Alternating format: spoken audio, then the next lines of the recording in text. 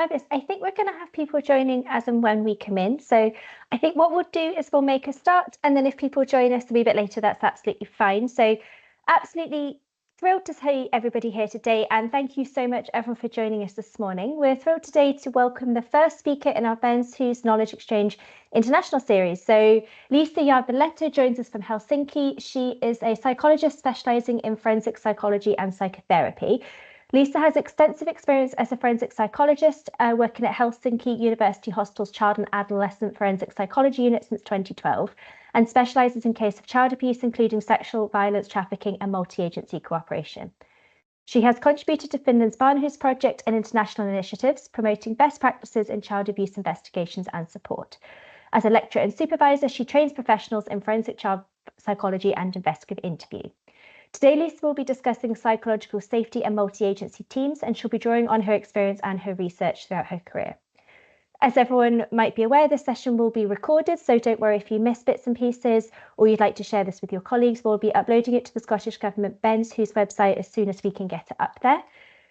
In the meantime, if anybody would like to ask any questions or have any thoughts throughout it, if you look across the top, just a little bit left to your people, to the right of where your chat bar is, you'll see a little Q&A bubble, and it's a circle with a question mark, and you can use that to ask questions or post comments or anything throughout this call, and Liisa will be able to take questions at the end. You've also got the ability to come off camera and come off microphone if you'd like to ask questions that way, but just in case you weren't aware, it is, as I've said, it's being recorded. So without further ado, I will pass on to Liisa, who will take us through her presentation. So welcome, Liisa, and look forward to hearing from you. Thank you, Rachel. That was a lovely presentation. Thank you for having me. It's really interesting and exciting to be talking to you about this particular topic. I can see that some of you have your cameras on. I really appreciate that. It's very helpful for me. It helps me kind of stay somehow engaged and present in the situation where I see also faces and not just words or your names. So thank you so much. Oh, I see more people coming up. Thank you so much. I don't know if it's just me or if it's also for you on Teams. You kind of feel weird just speaking to yourself if you don't see anyone and you don't see any reactions. So thank you so much for helping me. As you probably already hear, I'm not a native English speaker. So especially when I get nervous or excited, I might begin pronouncing things not so clearly. Let me know if that happens. I'll try to do something about it. I might not succeed, but I will at least attempt. And both being nervous and excited are possible today because this is the first time I'm publicly speaking about this particular topic.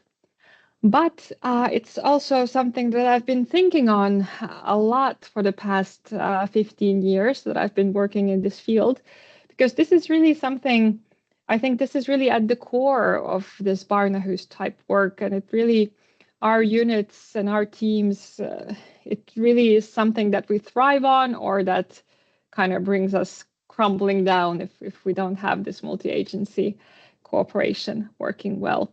So very exciting topic, and you are my first audience to whom I'm actually kind of telling my thoughts on this. My research is actually on investigative interviewing. So this is something I'm done most of my kind of trainings on. But this is, as I said, something that I've been at least practicing for quite a while, and I've read some research on this, and that's what I'll be sharing with you today. If at any point you have questions, please share them, because that way we can actually address this topic from the point of view that is most relevant for your particular context. But speaking about context, let's first quickly have a look at the Finnish context. Rachel kindly helped me prepare for this talk and gave me a tip to tell you shortly about how we do Barnahus work in Finland before I begin my other topics. And just to give you an idea of the size of our country, so this is UK, pasted on top of Finland, so you can see kind of the size of our country. And within Finland, we have 5 units that are similar to the one from which I am talking to you today. So we are here in the south, we are in Helsinki, which is the capital of Finland, but we have 5 of these Barnahus type units in Finland operating in university hospitals. And these units initially were established to make sure that the police, when they do their pre-trial investigation, they really get support that they need to achieve excellence in investigative interviewing. So in Finland, originally, these services were established to interview child victims of sexual abuse and similar type of offenses. And the focus was really on making sure that we get the best quality evidence for these basically legal processes. And only later on, we began developing these other aspects that we now, of course, consider very important in the Barnahus context. So things like psychosocial support, even though that was always present because we were operating from within hospitals, still there was even more emphasis on these things later on. Same with working really closely together with Child Protective Services and making sure that all the medical examinations were done well. These units have existed for over 20 years now in Finland. And after we worked for about 10 years with just sexual abuse cases, we began also dealing with physical abuse suspicions because it quite quickly became obvious to everyone involved in these cases that it's really pretty much as difficult, if sometimes not more difficult, to interview children in cases of suspected physical abuse. Even more so, mostly relates to the fact that these are often abuse suspicions within the family. So children might be even more reluctant to disclose than some of the sexual abuse allegations, especially if the offender is from outside of the family. There was then another shift in focus that we have made in Finland in the past, well, maybe 10 years or so. And that is with addition of these physical abuse allegations, the numbers started growing quite a lot. So there was a lot more cases coming to our Barnahus type units. And we really had to think about which cases we would focus on ourselves and which cases we would kind of help other professionals deal with without our kind of so active involvement. And this is why the National Barnahus project began. And it was basically to address the fact that in Finland, at the moment, the majority of the cases where there's a potential suspected child victim, these cases are handled by the police. So we have police officers who are trained to interview children. They are very well trained. They have a 1-year specialization training. And we can also assist them and give them supervision and feedback as needed. But so most of the cases are handled by the police, and the most complicated cases come to these Barnahus units. So small children, children with developmental difficulties or special support needs, children with psychiatric issues, neuropsychiatric issues, and such. But we really wanted to make sure that all the cases, also the ones who weren't coming to the Barnahus units, would get this kind of Barnahus type service experience, meaning that even though not everything would necessarily happen under one roof, but there would be this information flow and support was offered to children and families when they really needed it, and that the children wouldn't have to restate their experiences in many places, but that there would be really this active cooperation between professionals. So this is, I would say, perhaps what's going on in Finland. And as you can see in the National Barnahus project's kind of logo, I would say this is the multidisciplinary cooperation is at the center of it all, because it's really the kind of beating heart of everything that happens. Yeah, so I guess this is about the context. There's a web page also, barnahus.fi, where there's some information on the Finnish system and also some webinar recordings, and also there's this kind of modular training packages for professionals working with children on how to kind of recognize child abuse and how to respond to it. And this is also this kind of national effort to make sure that all professionals working with children would have some elementary understanding on how to deal with these types of things. So it's a national portal that we have. And you can have a look. There's some information in English, but mostly, of course, it's in Finnish and Swedish, the two national languages. But today, when we are talking about this multi-agency cooperation, multi-agency teams, I was really thinking that I would be talking about two different levels, one could say. So first of all, we'll look at this from a kind of a team level, and particularly we will be talking about psychological safety, what it is and how to increase it. We will be talking about crossing professional boundaries in a good way, and then we will talk a bit about some of the considerations that we need on the organizational level. So it's not just about individuals or the teams, but we really need to make sure that our organizations offer us structures that can really make these team level things happen. So, and in the next slide, don't be shocked. You'll see how horrible I am at visualizing my slides, unfortunately. So I made this just for you on this kind of picture making thingy I have on my computer. So this is why this looks quite horrible. But the point is that you see on this horizontal line, we go from fragmented work to shared work, and on the vertical line, you have this line going from very little cooperation to plenty of cooperation.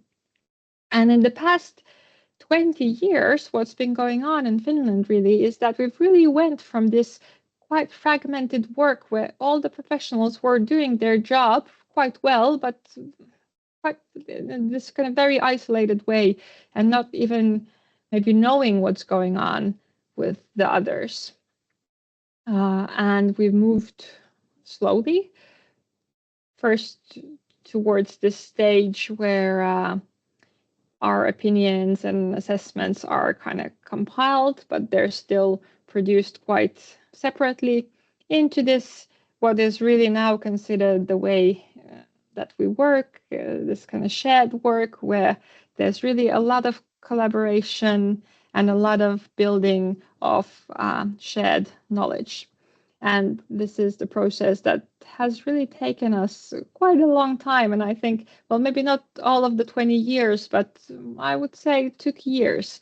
And we're not done. This is really something that one has to keep on actively considering, actively working on, because there's, at least in Finland, in all of these professions, both the police force and social work, and, well, maybe a bit less so in these units, but still there's turnover, there's the laws keep changing, the phenomena of child abuse keeps changing. So there's really like constant need to continue this dialogue and making sure that we really all understand each other and agree and find new ways of collaborating together. And by the way, after making this horrible image, I was kind of embarrassed having to show you this. So I was thinking maybe AI can help me, because these days everyone is using AI. So I asked ChatGPT if it could help me, or Dolly specifically, if it could help me make this image look a bit more professional and clear. And this is what it did. So, you know, like an art poster. So AI will not replace us maybe anytime soon. So, as I said, in my experience, working together with other professionals in a multi-agency team always requires some effort, constant effort even. And even after this initial cooperation is established, maintaining it doesn't happen automatically. And there are some hurdles that are usually present in Finland, at least, and I assume that you will recognize many of these as well. So when it comes to challenges to this kind of fluent multi-agency cooperation, we see that first of all, we have differences in perspectives among professionals. So we really look at similar situations, similar issues from sometimes very varying perspectives. We do have problems with communication flow. We have sometimes weakness in professional identity. Sometimes we have problems recognizing other groups' expertise, so we don't really know or understand the value and what it is that other people are really bringing to the table. We do sometimes see resistance to change. We have sometimes this phenomena of defending professional identity, meaning that if I share too much with others about what I'm doing or how I'm doing it, that might be some kind of a professional threat to me. We do see lack of commitment, lack of resources, both on the individual level, but also on organizational levels. We have staff turnover problems, especially in some regions of the country. We have barriers posed by law or bureaucracy or interpretations of law. As I'm sure you know, law is funny in the sense that there's always more than one way to interpret it, and sometimes different professionals interpret the exact same legal texts in quite different ways. Sometimes we see lack of leadership or weakness in service coordination. And of course, sometimes also just poor interpersonal skills. So, well, and this is probably a bit fuzzy, and again, as you can see, I've made it myself just for you. Hopefully you are able to read some of the text. So how then, despite all these hurdles, how did we kind of reach this state of mostly quite functioning multi-agency teams? Well, first of all, it was quite just basic task of getting to know each other and getting to really know what other people do and what exactly is their expertise and what is not. Often there are some misunderstandings and false assumptions about obligations and rights of other professionals working in these kind of child protection fields. So really at first it was about really understanding others and just kind of spending time together and just working together. Yeah, and here I'd like to say maybe something about working together on Teams or similar platforms. It's a good addition, but especially if you don't know each other well yet, it's really not the best option. When we only have scheduled interactions with an agenda, with little room for anything extra, it's quite difficult to establish this psychological safety. We'll be talking more about later today.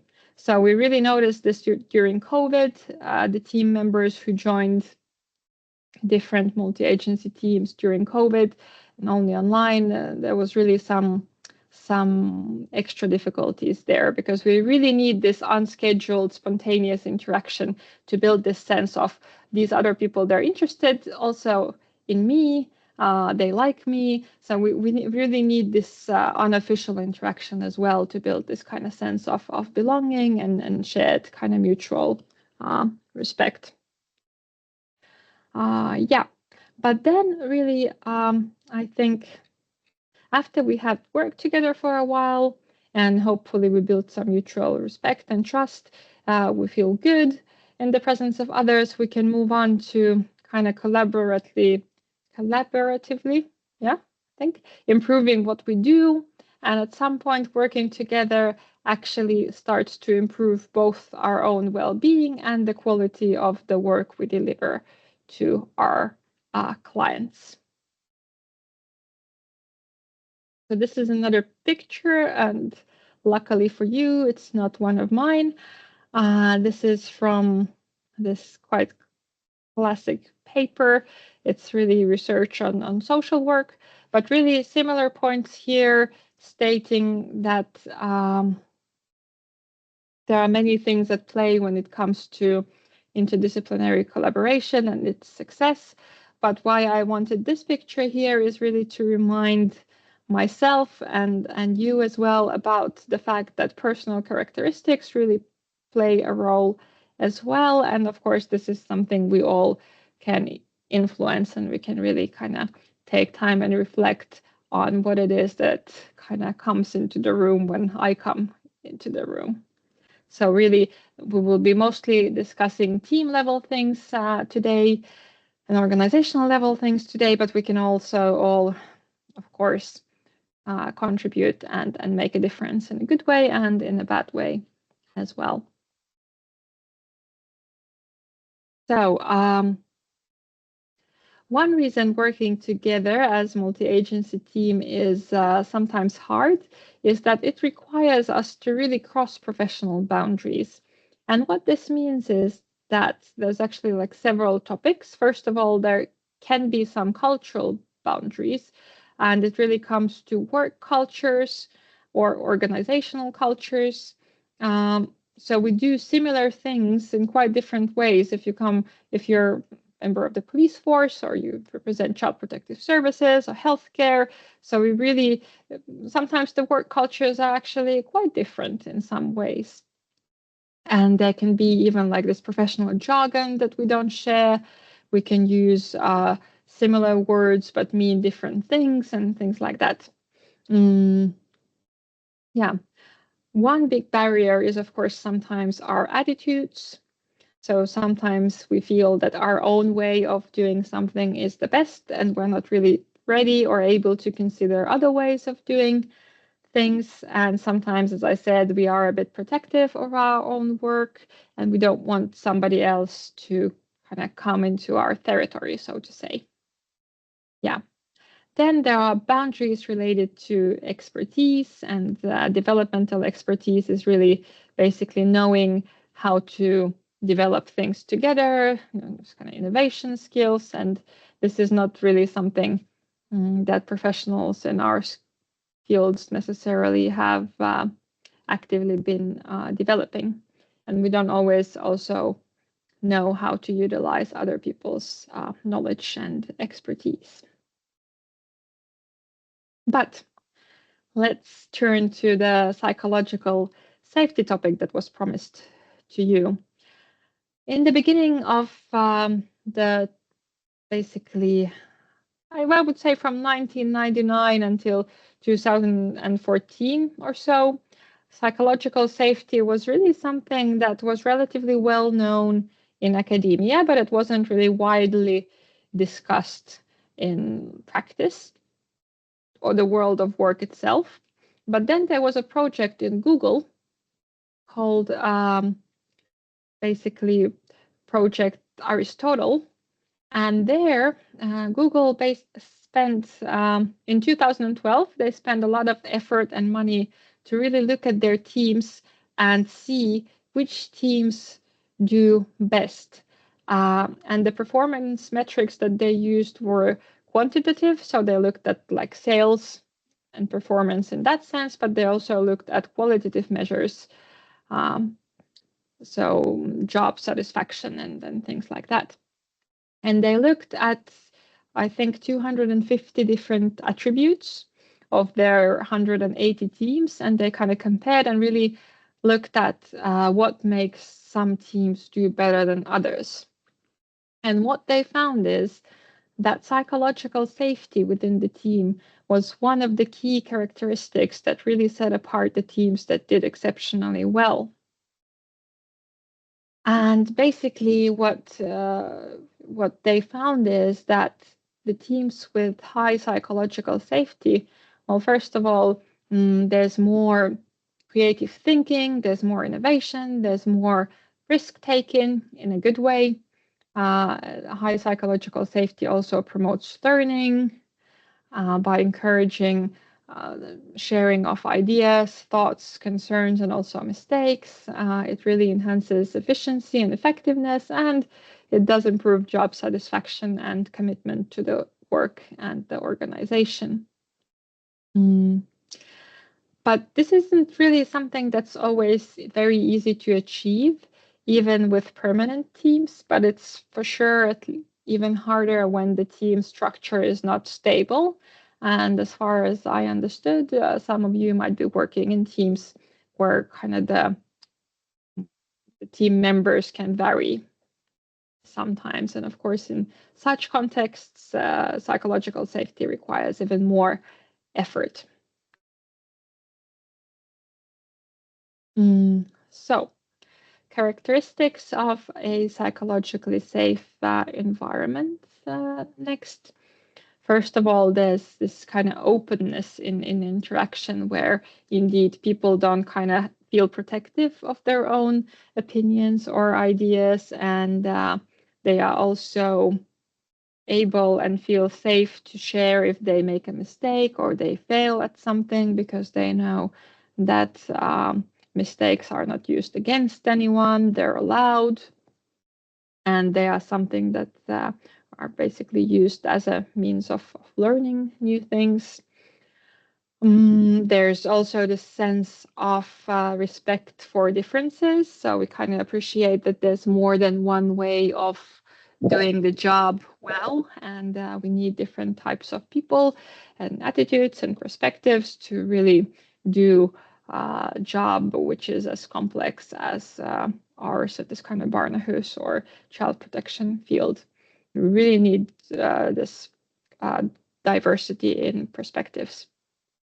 And this kind of attitude towards risk-taking, there's usually a lower threshold for taking risks because, well, I guess it comes down to this this attitude towards mistakes that we kind of know that risks can lead to also something unsuccessful, but that won't be punished.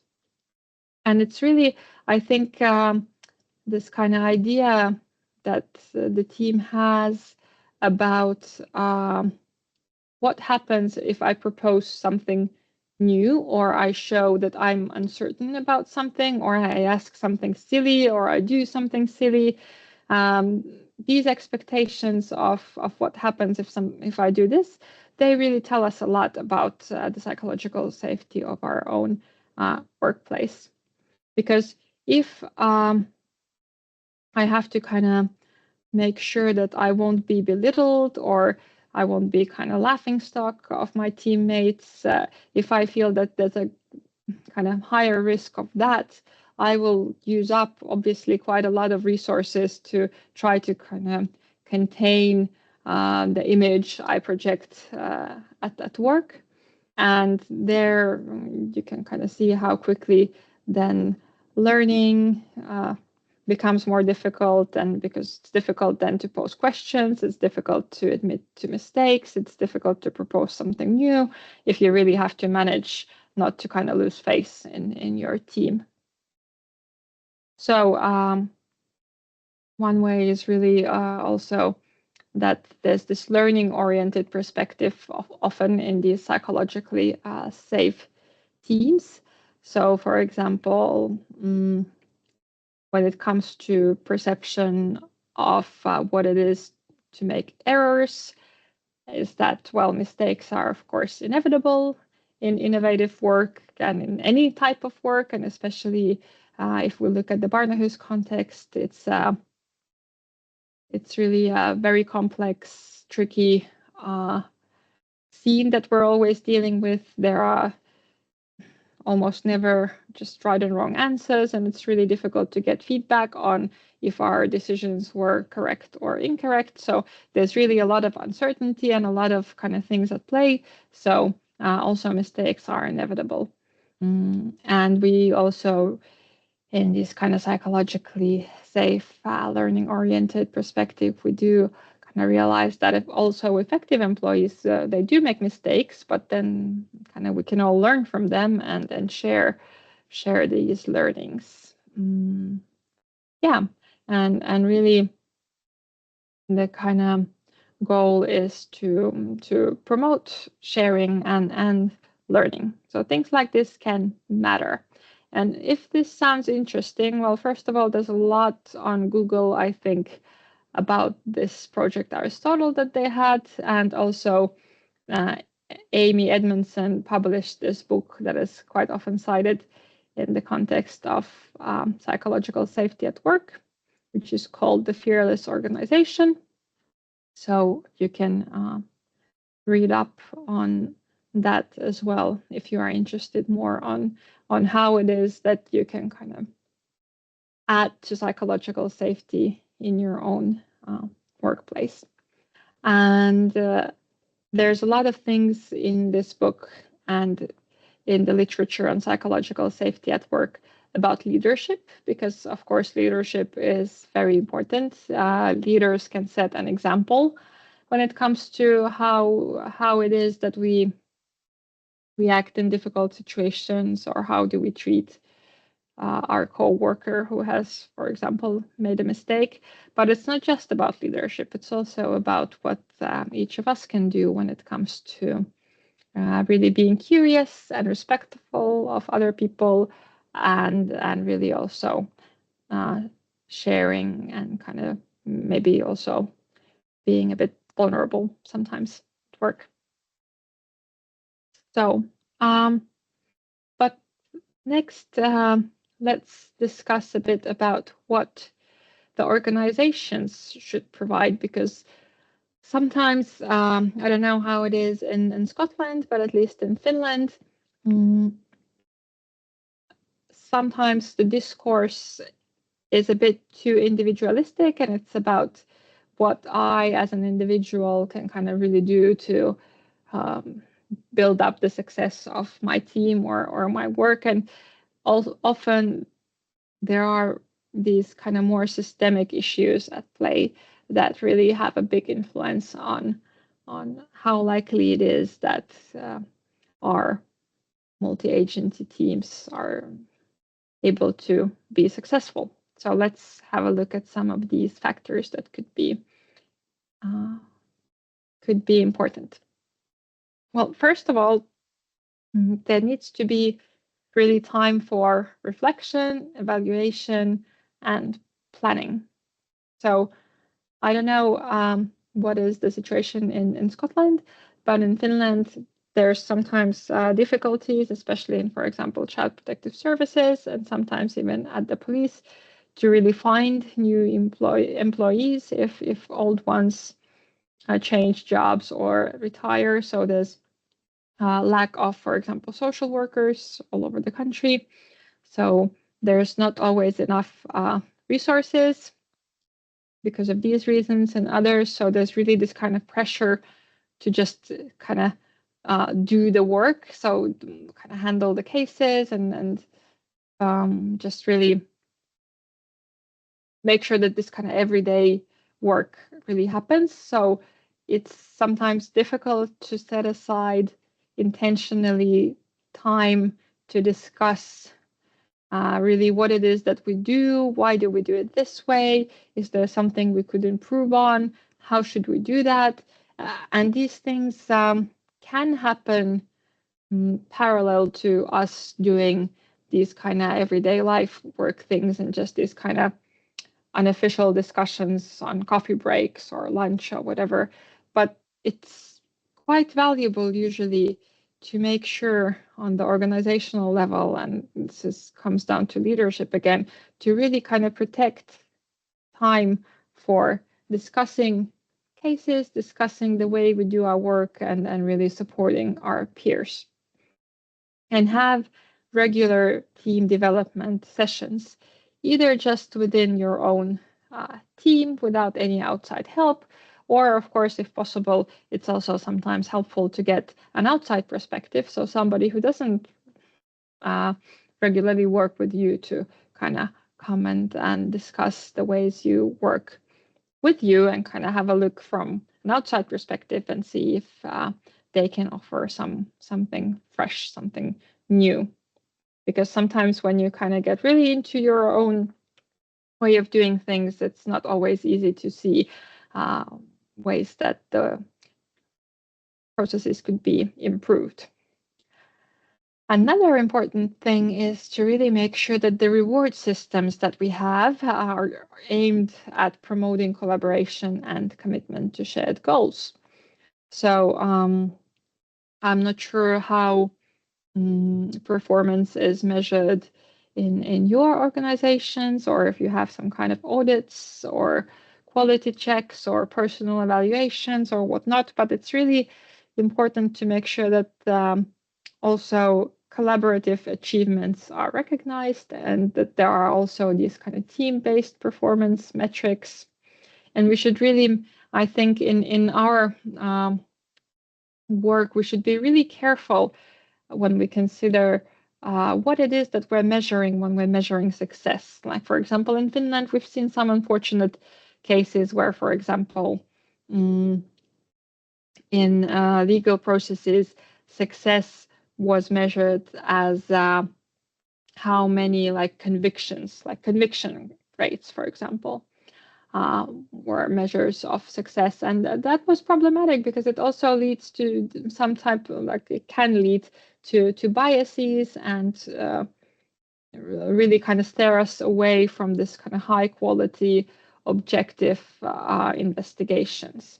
So we should really be careful of what does it look like to succeed in a case on, for example, child abuse investigation? And is it about a particular outcome, or is it more about the process or how the child and the family feel while they're going through all of this? Or is it about how the kind of cooperation between different professionals work? Or what is it really that we're looking at and kind of considering when we are talking about success? And these are really some things that we should actively be discussing and maybe sometimes also reevaluating when the job keeps also changing. So then, of course, the organization should provide us with enough resources and structural support. So we should all hopefully have adequate levels of staffing. And we should have appropriate physical spaces for collaboration and for doing the job. And we should have access to necessary tools and technology that is needed for us, and enough administrative support. And we should really have a lot of professional developmental opportunities. And what we are really highly advocating in Finland, which I hope you do a lot of as well in Scotland, is that we really think that cross-disciplinary training sessions are very, very valuable. So the people who work together, who do the job together, for example, are involved in these child abuse suspicion investigations, that they would also train together. So would have a lot of training where people from different backgrounds would come and really learn, for example, together about violence against children or investigative interviewing or trauma-informed interviewing or whatever the topic is, or using interpreters in legal settings or whatever it is. It's really helpful to have different professionals involved, because this kind of helps us create this shared language, shared understanding. It's very interesting. The first training sessions we did with, for example, legal professionals, police, psychologists, social workers together, it was very fascinating to see really the difference in perspective, the difference in how different professionals use language, how they describe, how they consider, what are they interested in when they look at a particular case. It was really fascinating, and it really helps also develop many of these things that we've addressed together today. So if you have the chance, really try to organize whenever possible, cross-disciplinary training sessions instead of kind of training for psychologists, training for social workers, trainings for these different groups. Yeah. Then really, I think it's quite important to have some level of access to current research and best practices. I'm not sure how this is organized in Scotland. In Finland, this varies quite a lot from one organization to the other. These Barnahus type units are, as I said, located within university hospitals. And this means that we are also quite actively collaborating with our major universities. And we are quite, we have quite a good connection with also the academia, so that kind of our practical work influences the research that's done on relevant topics, but also we really are following the research and best practice guidelines that are coming out from Finland, but also other countries. And we do attend international conferences all over Europe and also just other international conferences. And those also can be very, very useful to kind of see how this similar job is done elsewhere in the world, because as you might know, even the Barnahus model, we call it Barnahus model, but it's not really a model in the sense that we would have one particular way of implementing the Barnahus standards, for example. And I think there's some local version that you are working with. There's really quite many ways that this kind of multi-agency cooperation, when it comes to investigation and response of child abuse, how it's organized. And I think it's very valuable to have sessions such as this, for example, to be able to learn from other countries and share experiences. Yeah, and this is actually, I've clearly been speaking very fast again because I've been again both excited and nervous. So we're already at our last slide, where I'd basically like to thank you for your attention, and hopefully we'll have comments, questions, ideas. And if you don't have any comments or questions at the moment, but you have them later on, please feel free to reach out. I haven't put my email here, I can see, but you will get these slides later on and I will add my email. So reach out, ask about anything. I'll be happy to hear from you.